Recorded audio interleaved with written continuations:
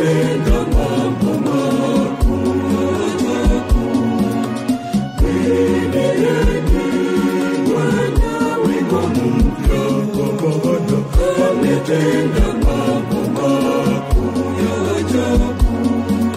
Mkono wake mkono wake mtakatifu sana umenitendea wokovu.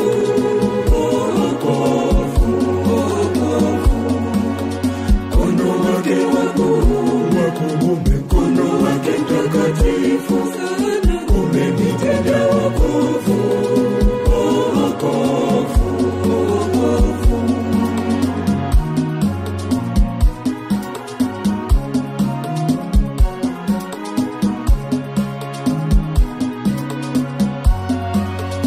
Ameufunua wokovu wake machoni petu.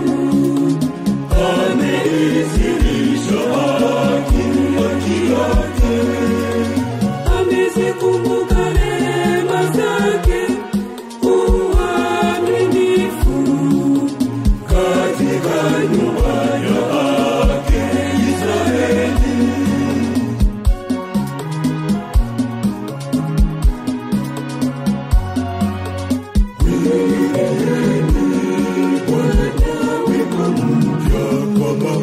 Ametenda mambo makuu ya ajabu.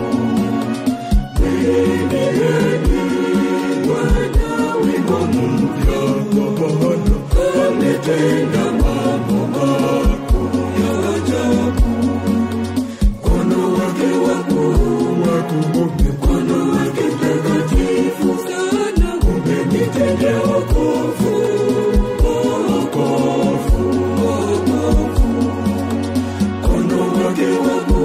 Mkono